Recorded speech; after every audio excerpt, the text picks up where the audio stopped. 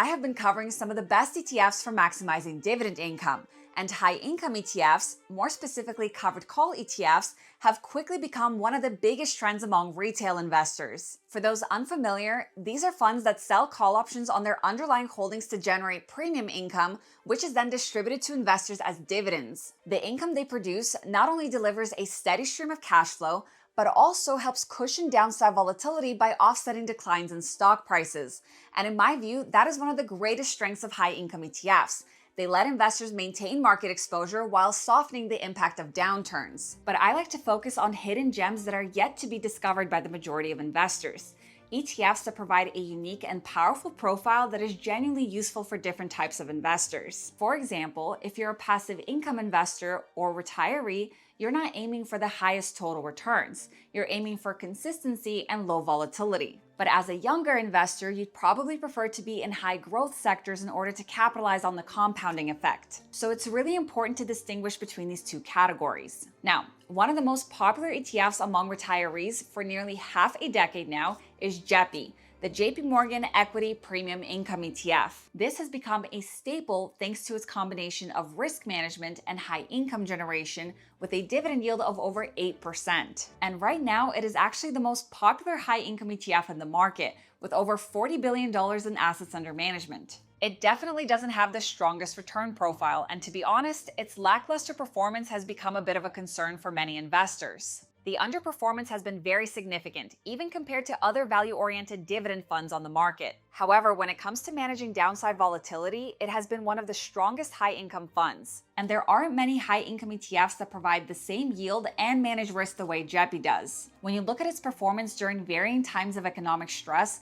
like the 2022 bear market, for example, the fund only lost around 3%, and that is in line with prominent dividend ETFs. And in the 2025 tariff-driven sell-off, the fund captured 50% less volatility than the S&P 500. Now, it has been rather difficult to try and find investments that can compete within the same category as JEPI, and that's really because the ETF is very unique in how it works. But about 5 months ago, I made a video on a new fund released by Invesco that, in my opinion, could serve as the perfect replacement. And since then, I'm very happy to see my prediction has been very accurate. This fund has not only outperformed by a significant margin, but has even been able to outperform the overall market, all while delivering a massive dividend yield of almost 10% distributed every month. That yield is even higher than JEPI's. And the best part is that its risk management profile is nearly identical, showing similar downside risk management and hedging ability. That combination is very rare, and it's exactly the kind of balance between growth and risk management that I'll be looking for when I retire. So today, I'm going to break it down even further, including some crucial updates to the fund's dividends that every investor needs to know about. And this brings me to RSPA, which is the Invesco S&P 500 Equal Weight Income Advantage ETF. In my honest opinion, RSPA has the potential to become a core holding among income investors and retirees for the long term. The fund has a series of very unique characteristics that makes it stand out among many other high-income ETFs that I've covered. All right, so let's begin and let's start with the profile. The fund was launched in July of 2024. Now, that's a short track record, but in that time, it has done some very impressive things. The fund currently has around $1.2 billion in assets under management. Now, the last time I reviewed this fund, it had only around $750 million, so its assets have grown significantly in just a few months. That additional scale also improves liquidity, making it easier to buy and sell shares with tighter spreads and lower transaction costs. And I've always said that rapid asset growth is one of the strongest signs of growing investor trust in an ETF. Over the last year alone, the fund's assets have grown by almost 200%, which is extremely impressive and a much higher growth rate than many other high-income funds on the market. Now, the dividend yield currently sits at around 9 to 9.5%, which is already meaningfully higher than JEPI's 8 to 8.5%, and the expense ratio is only 0.29%, which is actually lower than JEPI's 0.35%. And this is significantly lower than majority of other high-income ETFs, such as SPYI, which sits at 0.68%. So right off the bat, you are getting more income potential for less cost, and that combination alone is worth paying attention to. Now let's look at the fund's total returns, and this is where things get really interesting. Since inception, RSPA has delivered total returns that have outpaced JEPI by a large margin, returning roughly 50% more at 33% compared to 20%.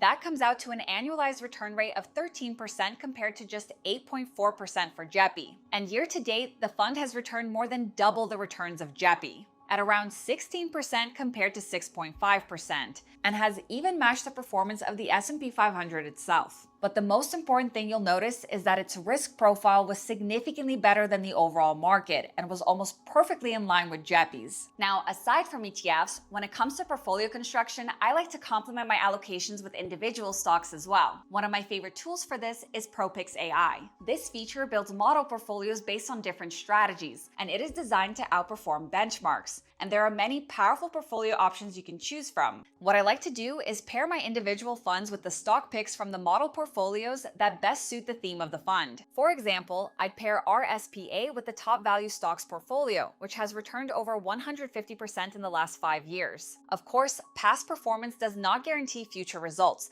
and this is not financial advice. Every portfolio includes a detailed breakdown of each stock's financial health, earnings, cash flow, valuation, and even timestamps of when the position was opened or closed. I'm very excited to share that investing.com has officially launched their August sale, where you can get up to 55% off their plans. And if you use my link, you will get an additional 15% off on top of that, which means you can get up to 70% off. Investing Pro gives you access to a massive database of global stocks and ETFs, which is backed by deep financial data, research tools, portfolio analytics, and both technical and fundamental insights. You'll also find portfolios from top fund managers like Ray Dalio and Warren Buffett, which you can analyze or even replicate directly inside the platform. As always, past performance is not indicative of future results, and this is not financial advice.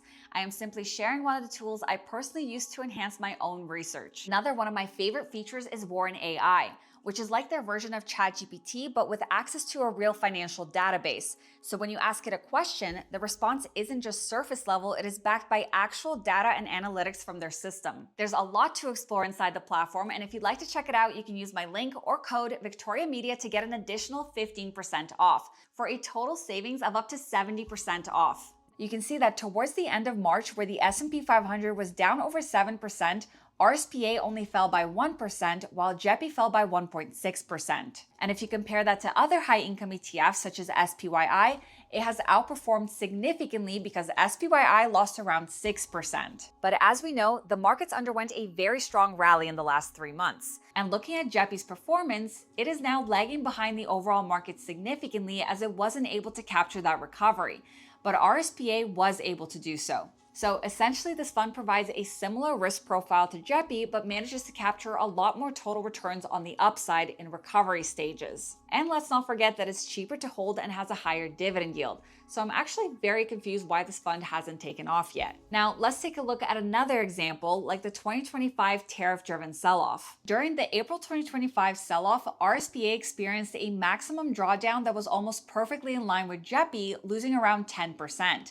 And this is significantly better than the S&P 500, which lost around 15%. But again, you'll notice that during the recovery after the sell-off, RSPA has been able to outperform JEPI by a very large margin that is nearly double the returns. So the question is, how does it do this? How does the fund actually work? And this is where things get really interesting. To begin, RSPA holds a portfolio that mirrors the S&P 500 equal weight index. And when you look at its holdings breakdown, you see a rather evenly spread allocation towards various sectors of the market. And immediately this resembles JEPI's portfolio because JEPI also uses an equal weighted portfolio construction and avoids any concentrated holdings within specific sectors. That is what actually gives JEPI its risk management qualities, and RSPA is structured the exact same way. However, there are some differences, and when you look at each individual sector, you'll find that RSPA holds more in sectors like financials, real estate, energy, utilities, and consumer defensives. But a major difference that many people might overlook is that RSPA still holds over 500 individual names, compared to JEPI's 100. So with the equal weight profile and the broad diversification, you're getting those risk-averse characteristics that many income investors and retirees seek. Now, another major difference is that JEPI's portfolio is actively structured and is focused on large cap value stocks. So that naturally excludes many powerful growth names like Nvidia, Google, Micron, etc. But that is not the case with RSPA, because remember, it holds all the same stocks within the S&P 500 just at an equal weighted allocation. So you're getting similar risk management, but with the extra boost of these high quality growth names that many value-oriented ETFs tend to disregard. Now, would that add more risk to the ETF? Yes, but remember that it's also using a high income strategy to cushion volatility. So it's a very genius strategy that's actually really simple. But there is also another step to its risk management quality, which I'll talk about in just a second. Now, how does the fund generate its extremely high yield of around 10%? Well, this is where RSPA and JEPI have a lot of similarities because they both use ELNs. Rather than selling options directly in the market, RSPA uses something called equity-linked notes. So let me explain what an ELN actually is, because this is something that every investor needs to understand. An equity-linked note is a debt instrument issued by a major financial institution. Think Goldman Sachs, JP Morgan, or Morgan Stanley. Now, the note is linked to the performance of an equity index or ETF, and embedded within it is an option strategy, typically a covered call, a cash-secured put, or a combination of both. When the fund purchases an ELN, it effectively receives the option premium income that is generated by that embedded strategy. Simple. So the ETF is not selling options directly on the open market. It is buying structured notes that already have those strategies built in. And the premium income simply flows back to the fund, which then gets distributed to you as a monthly dividend. Now, when you look at its holdings breakdown, you'll notice that roughly 20% of the fund is allocated towards these ELNs. And this is the final step of the risk management structure that's embedded within the fund. When 80% of your portfolio is exposed to equities and 20% is used to purchase ELNs, the fund naturally captures only 80% of the drawdowns of the underlying stocks. So if the S&P 500 equal weighted index falls 10%, this ETF will likely suffer only 8%. And then when you add on the income generated from the ELNs, the fund could cushion that drawdown to potentially 6%. Now, there is one major downside to ELNs, and that is taxes. And I want to go deeper on this than I did before, because if taxes are a major issue for you, this is something you really need to understand before buying into a fund. The income distributed through ELNs is generally treated as ordinary income and taxed at your regular income tax rates. And when you look at RSPA's actual distribution breakdown, you can see exactly what I mean. Around 87% of the distribution is non-qualified, meaning it's taxed as ordinary income. Only about 13% is qualified, and that small portion comes from the dividends of the underlying holdings the fund owns. So the bulk of what you receive is taxed at your regular income rate. This is a more in-depth look at the tax side than I gave you before, and it's genuinely important because a fund's tax treatment can make a real difference to your actual take-home yield, especially in a taxable account. Of course, I'm not a tax advisor, so check with a tax professional about your own situation. So overall, you have an ETF that is using the benefits of an equal weighted structure and a high income strategy to provide strong risk management, but at the same time manages to capitalize on growth within big name tech sectors of the market, creating a very interesting risk to reward profile. And in my opinion, RSPA can potentially serve as a core holding in many investors' portfolios. And that is all for this one. If you haven't yet, make sure to subscribe to my channel and hit that thumbs up button for the YouTube algorithm. Thank you guys so much for watching, and I will see you in my next one. Bye!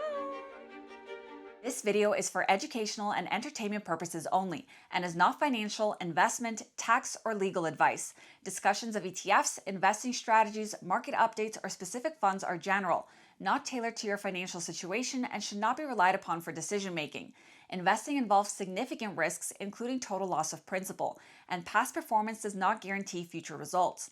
I am not a registered financial advisor. My content reflects personal research and publicly available information. I may earn affiliate commissions from mentioned products or links disclosed per FTC guidelines, but these do not influence my opinions. Always consult a licensed financial professional and verify information independently. By watching this, you agree I am not liable for any losses or consequences from your actions. International viewers should consult local regulations.